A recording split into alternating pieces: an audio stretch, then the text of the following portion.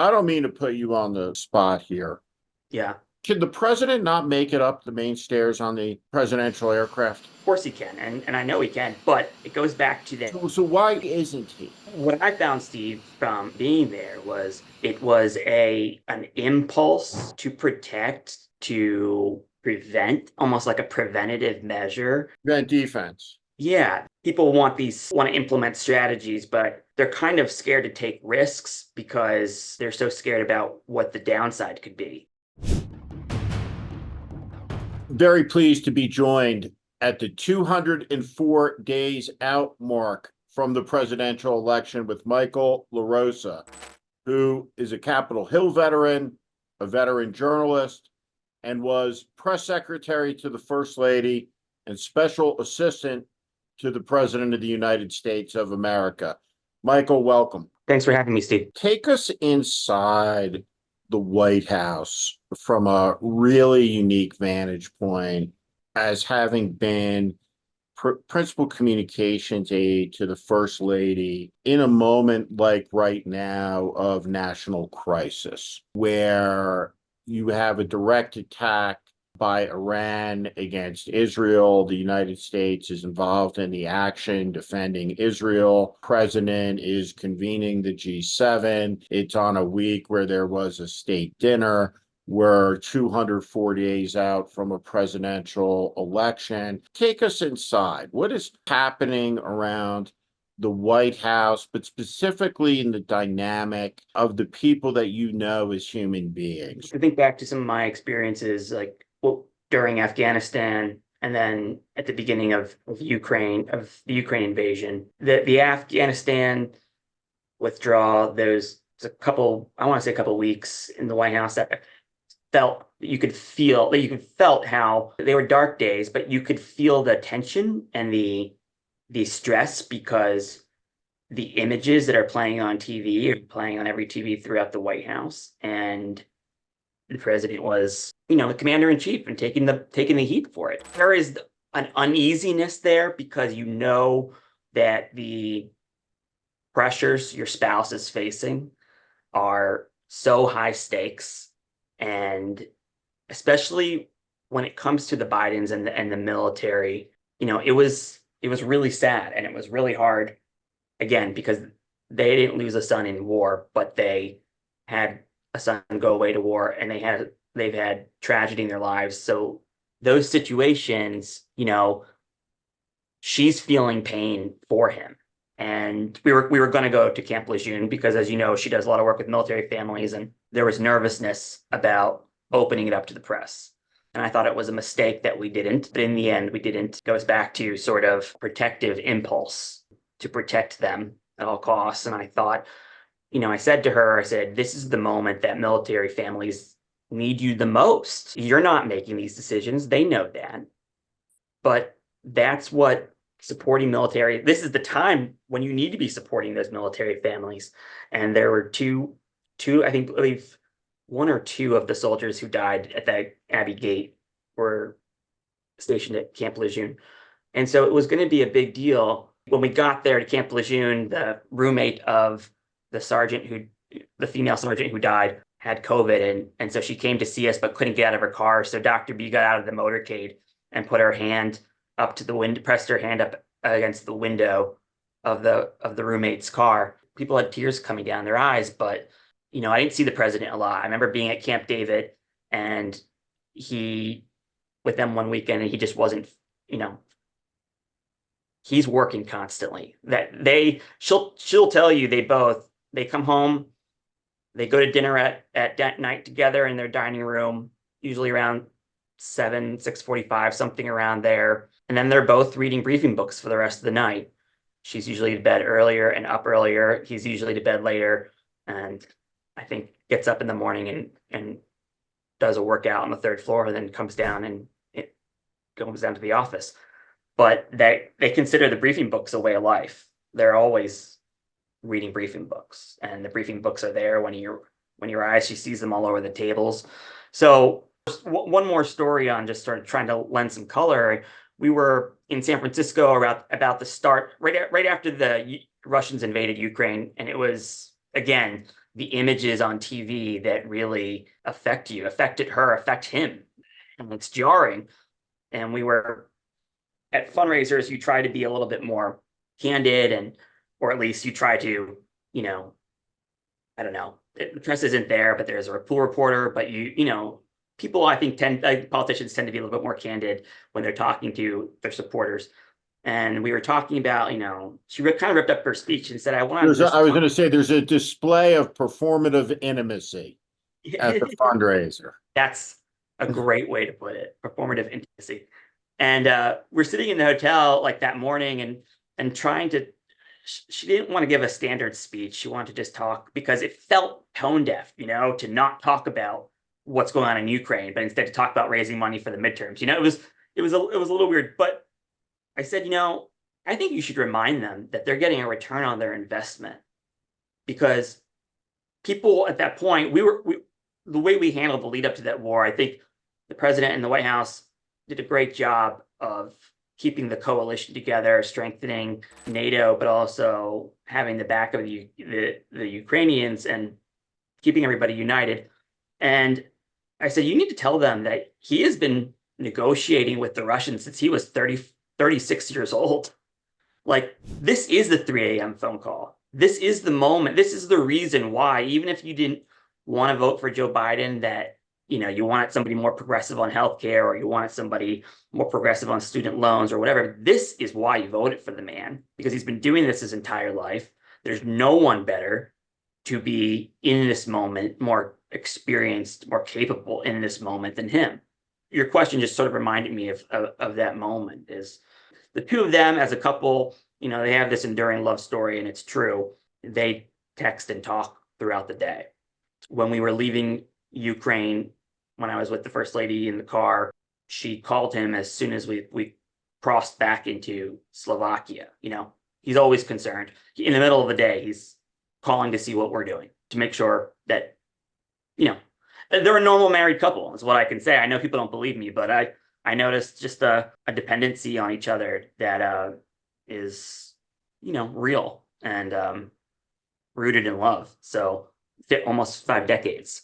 And when times like this are challenging for him, she feels it as his spouse. She's a protective spouse. And so she's reading everything in the New York Times and everywhere else. She's reading all the criticisms. She's getting the protests too. She knows the pressures of the moment on him.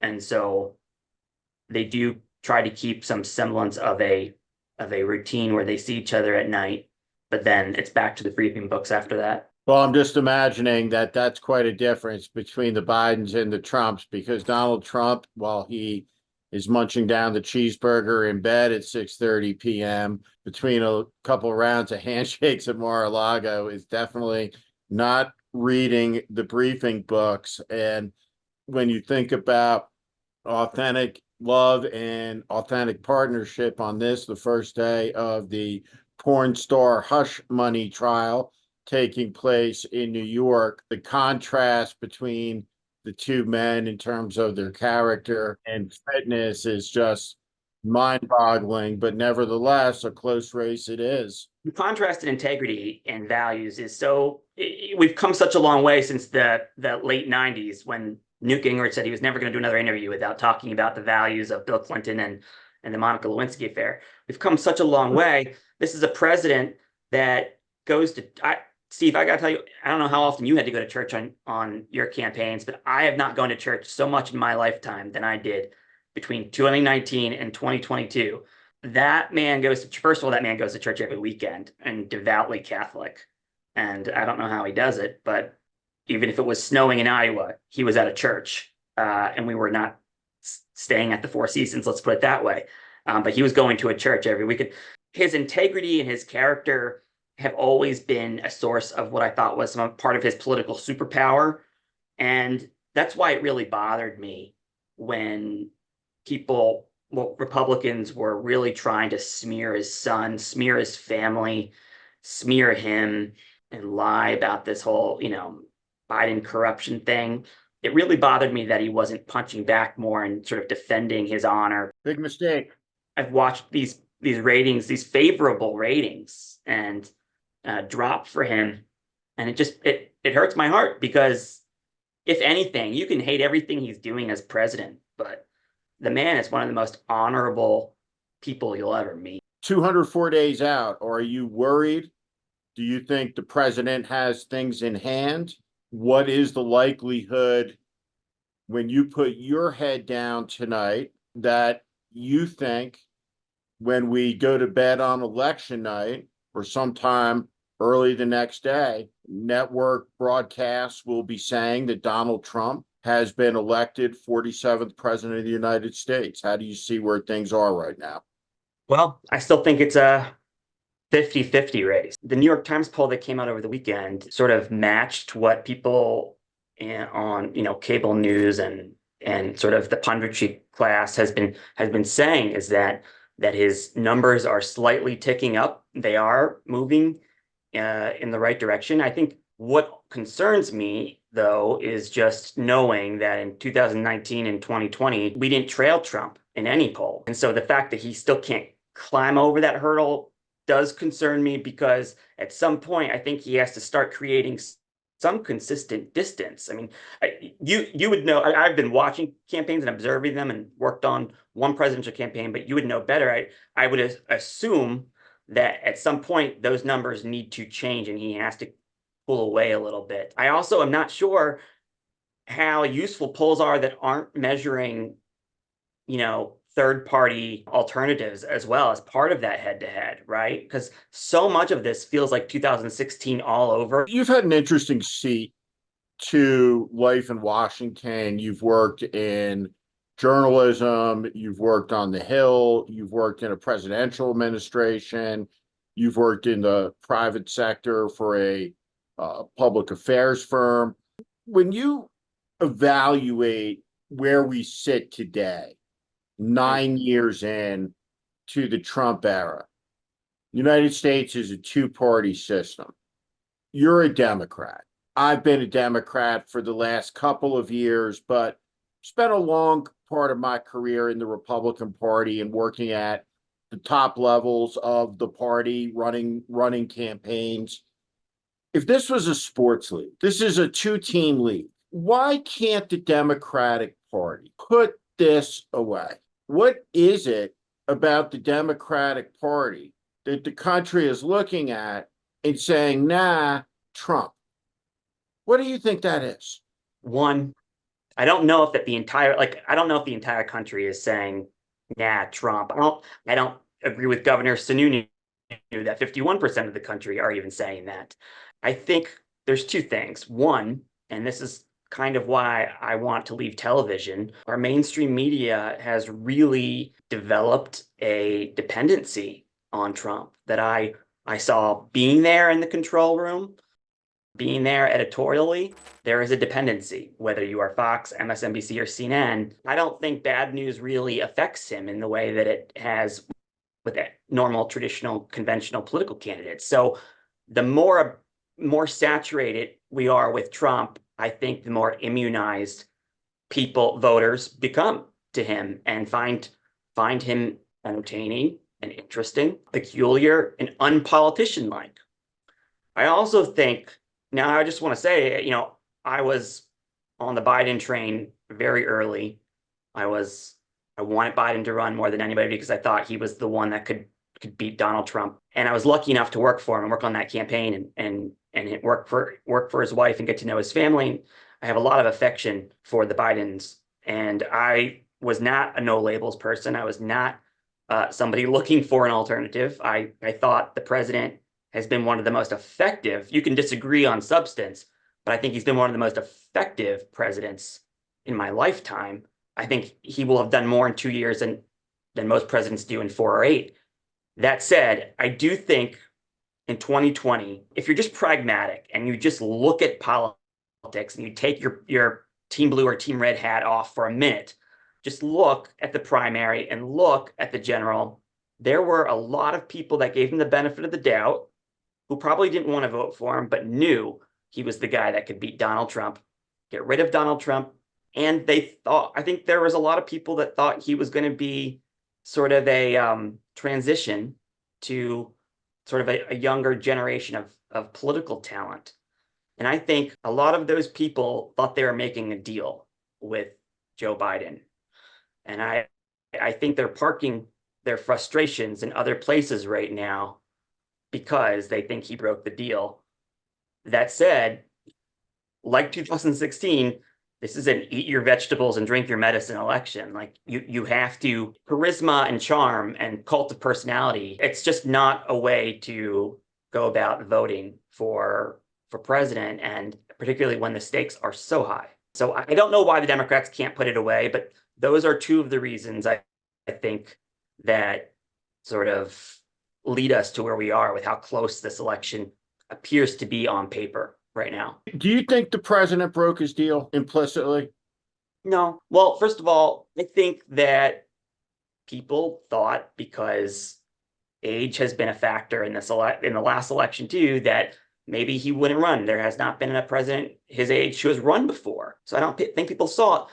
But I think Democrats are much more establishment and elite driven and financial driven than even Republicans are these days. You know, business has had to take a whole new approach to how they deal with government and politics because their usual allies are no longer allies. And voters are taking a look at that too.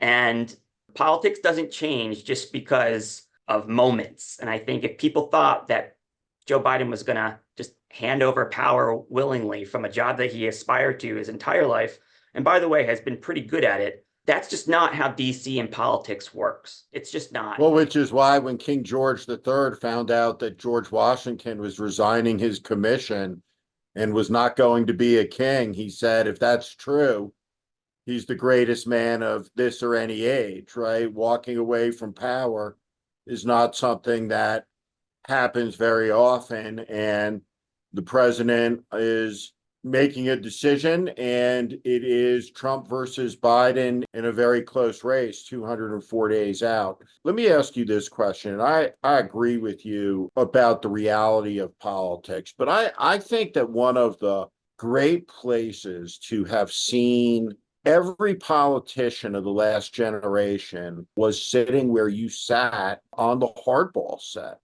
in Washington.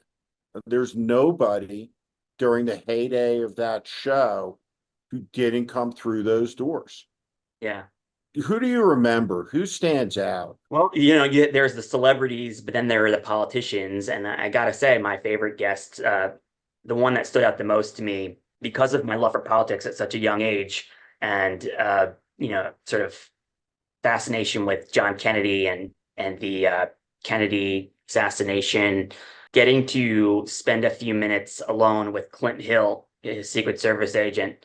Well, it was Mrs. Kennedy's Secret Service agent who jumped on the roof of the car. And, there's the image from the Zapruder film that shows Jackie Kennedy, I always thought, reaching for her agent, but she was not. And he told me this, and I think I had to go back and sort of see it for myself, but she wasn't reaching for him.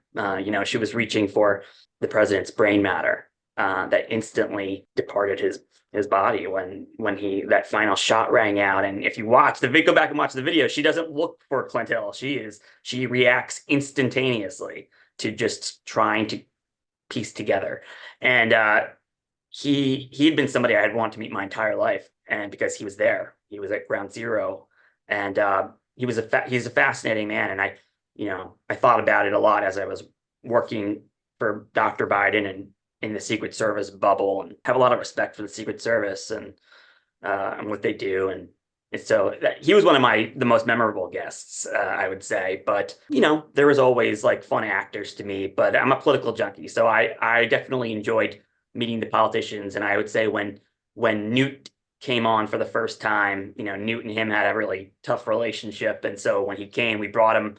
Newt is obsessed with like zoo animals and elephants, so we got him a cake with a elephant on it when he came into Hardball on set to be on set with Chris, because that relationship dates back to when Chris was a staffer for Tip O'Neill. Newt was really the sort of a turning point in American politics. I don't know how you feel as a former Republican. I think going back to the C-SPAN fight bringing cameras into the house, and then was it the Bloody Eighth, the Indiana race, Yep. that Republicans felt it was kind of like the Republicans' last straw, where they were taking off the gloves, and politics changed after that. I think about this moment where Trump's criminal trial is starting in Manhattan, really at the edge, right? The death of O.J. Simpson. And I think about it really like almost like full circle, right? I mean, if you think about the profound effect that O.J. Simpson trial had on reshaping the American media, even, right, Greta Van Susteren today, right, the full arc of the journey, right, Yep. doing the Newsmax hustle and the twilight of the career that started in the O.J. Simpson trial, Yeah. all the way full circle. Here we are in this era of I don't know what. Donald Trump is starting a criminal trial in Manhattan for payments regarding porn star hush money payments, business records fraud case, serious matter, one of 4 trials, the only one that will take place before the election. And we're on the edge of World War III, literally, globally. So it's this remarkable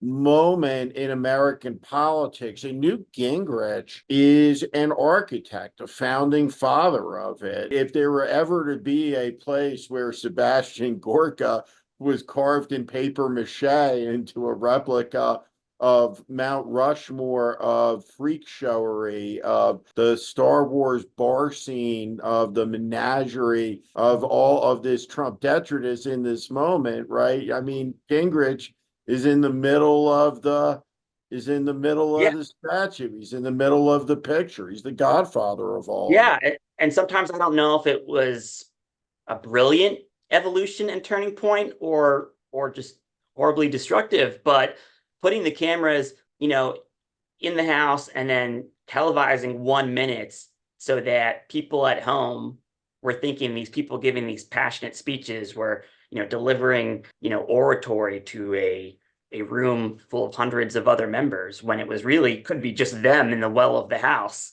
Yep. It was interesting. I don't know if I don't want to say revolutionary, but like it was a turning point for political communication and how politicians communicate, but also how the media communicates and the press reports on what's happening in Congress. And, it led to a lot of destructive things. I mean, some good for Democrats, some bad for Democrats. I mean, Bill Clinton, I think, sort of learned the lessons from Gary Hart in terms of what was in play and was ready for it. And Gary Hart, you probably remember his famous words, how the media has turned politicians into the hunted and the press into hunters. Now, I would say he sort of misjudged his own vulnerabilities, and certainly complaining and whining about the press is an age-old concept, but it doesn't get you what you need. And Bill Clinton was ready, and was able to deal with his own vulnerabilities. And, it was pretty gutsy to go, to knowing to do what he did. And even if he was lying, decided to go full force on 60 Minutes, the most watched show, still the most watched television broadcast news show, on the night of the Super Bowl, when everybody is watching, with your wife, and speak to your vulnerabilities and address them and confront them head on. And it worked. It worked. And I think people appreciate politicians who acknowledge their own vulnerabilities, and you're rewarded for that. Okay. Full stop right there, because I think that's a great inflection point. So the president, I've been clear. I'm somebody who thinks that he made a pretty clear commitment. I think that he would have claimed to be among, if not the finest, one of the 2 finest one-term presidents in the nation's history. And I wished that he was unburdened from politics in this very dangerous moment. That being said, I support him fully, completely, and absolutely. And I am part of a cohort that I think is large and that I think the White House has to contend with, which is the grumpy Biden voter. I don't want to be told that he's FDR. I'm not thrilled with the choice at hand, along with 85% of the country, right? But that being the choice, it is the choice. Now, talk about the election. What is driving something that to me is so intuitively and obviously wrongheaded? This idea that I'm running, but I'm going to do it in a way where I'm invisible, where I'm not out very often, very much, and where every appearance is therefore heightened into an existential event. What's going on there? It's like watching a football team that repeatedly punts on second down. I joined the Biden campaign. Well, first of all, I would say a lot of my perspective on how you approach the media, how politicians approach it, how private sector approaches it, is rooted in the fact that I was a TV producer for 7 years, and I was there at the moment of transition, and I lived through that transition from the what I call 2015, the post Trump media environment, because it really did change what the threshold for news would become.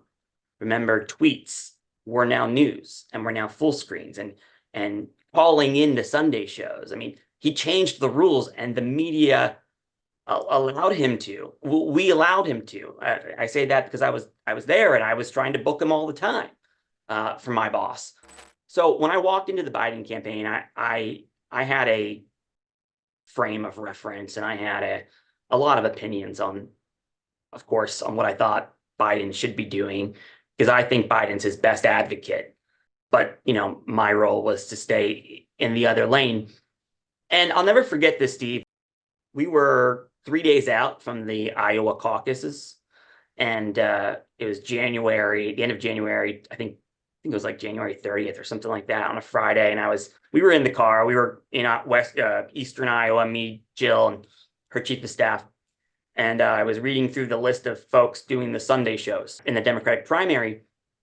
And she turned and said, well, why doesn't Joe do the Sunday shows? And if you think about it, you think are you from Delaware, Steve? I'm from New Jersey. Yeah, okay. But Joe Biden. I went to school in Delaware. Right. Yeah. You went to school with the Biden's alma mater. But that he's been doing Sunday shows his entire life. He was doing a Sunday show when his house was burning down. He was doing Meet the Press when his house was burning down in Wilmington. And when she asked me that, I had no good answer at why when the stakes were so high for his own career, 4 days out from the Iowa caucuses, that he had not done a single Sunday show in the entire year he'd been running for president. It was stunning. 3 days later, the caucuses happened. The next Sunday, he was certainly booked on on his first Sunday show appearance. And I tell you that story only because I think there is a knee-jerk reaction and an impulse, and I love a lot of the people that I worked with, and I respect them. I come from it. I came in as an outsider into a very layered and very insular world, because these people have been around for decades, and I didn't work in the Obama White House or the vice presidents. I wasn't a Biden person. And so people resent it that somebody from not only the outside was coming in, but somebody from media was coming in who had these relationships with reporters and journalists covering the campaign. They didn't like that. And my approach was different. Now, Jill did Fox News. Jill did CNN. Jill did interviews all the time. But, I noticed, Steve, that there is a knee-jerk reaction and an instinct to constantly protect. And that is why I think that... Protect from what? What are they protecting from? Question. I mean, it goes back. Some people have brought up the fact that do they not trust their own candidate? Do they not trust their own principle? I don't know if that was it. Let me ask. Let me almost like in a kind of a role playing space, right? Yeah. I've been in a lot of political meetings in my day, right? Hopefully you understand what I'm getting out of Right, our. and so I'm picturing a meeting or the type of conversations that take place as you're rolling along, right? And you're almost always rolling along, right? You're driving, you're flying, right? You're here, there, right? You're in a state of constant movement. And my question would be, follow up to this idea of protection. Yeah. Don't you understand that with the protection you're offering him, you're making him seem disabled? Mm. That he's not up for this? Oh, And so does somebody say that at the table, or is that team so DC, so insular, so cloistered that they just won't have it, won't hear it, that they don't, for whatever reason, grasp that outside of the Beltway, the downrange consequence of that is that he seems unsteady and unable. yeah. And, Maureen Dowd, who has a very complicated history with Biden going back to 87, she wrote about this at length back in September. And it was go with the flow, Joe. And it wasn't really about him, but it was about the people around him who are vetting questions in the media or limiting his talk time or making him enter and exit through the belly of the airplane. Steve, he was leaving for Israel on his Israel trip, and the last image the world had of him was him trying to salute, to wave goodbye, and his head was partly cut off because he was in the belly of the airplane. So you're not only losing the symbolism and the majesty of Air Force One walking up to the top and turning around, but he can't face the cameras. I don't mean to put you on the spot here. Can the president not make it up the stairs, the main stairs on the presidential aircraft? Of course he can, and I know he can, but it goes back to that So trying to minimize. why isn't he? Right, because it seems to me that what Joe Biden has in age Mhm. is trust. I Trust. trust him in a moment of real grave danger, right? And I understand there's a big opposition, but the decision to cloister him, Yeah. where does that come from? What I found, Steve, from being there was it was an impulse to protect, to prevent, almost like a preventative measure. That There, defense. yeah, there's a fear of taking ownership and responsibility. It's just like, you know, people want to implement strategies, but they're kind of scared to take risks because they're so scared about what the downside could be. And I think that fundamentally misjudges the media because the news cycle changes so fast. I feel like sometimes I'm not trying to throw them under the bus or be critical, but I feel like the things that they think are media stories are no longer media stories these days. Even if he slips and falls or whatever, there's too much other stuff moving at a very fast pace in the media um, that are just not media stories anymore. And so these are the easy things that I think that they've really done a disservice to him for it. I think looking ahead, I see an issue coming down the tracks, and that's this question over debates about whether these two are going to debate. And I see this conversation playing out in Washington, right? It's inconceivable to me that the American people, in an age where they get a vote on everything, we pick our pop stars now on a television program where people call in and vote. And that wasn't the case when I was growing up, right? That they're not going to see a debate, that they're not going to see the heavyweight match, that they're not going to see the confrontation mano a mano of these two men for the most powerful office in the world in front of the nation. In my career, I've heard a lot of conventional wisdom that I think is off. Mhm. Some of it I think has been deranged. I can't think of another premise that I find more completely ludicrous than the notion that seems to exist in some places around the president, that he's above debating Donald Trump. And I Oh. think to myself, is it possible that there are actually people around Biden close in, right, that are behind these blind quotes, suggesting that he's not going to debate Donald Trump and face this man mano a mano, eye to eye in front of the country? I just want to say I have no idea, but I can tell you, Joe Biden, if this debate is held in Moscow, Joe Biden should be debating. Joe Biden needs these debates. His only vulnerability is presentation and competency. You know, the age issue. He was great at the State of the Union, but he needs this debate, and whether there's one or two or whatever, Joe Biden needs these debates. So I have no idea if that's I can't, as a political observer my entire life, I can't imagine that there's any way, any strategy that says this is good for you. That I don't believe it myself. A lot of people remember there were questions over whether now this is not the same thing, obviously, but people were questioning whether Fetterman should debate. I thought he had to. I thought anytime you are not confronting your opponent, no matter your vulnerabilities, if you don't confront your opponent, you're going to lose. And I thought, Fetterman, his performance was, was startling to some people. I think the story would have been much worse if he had backed out of his only debate with his opponent.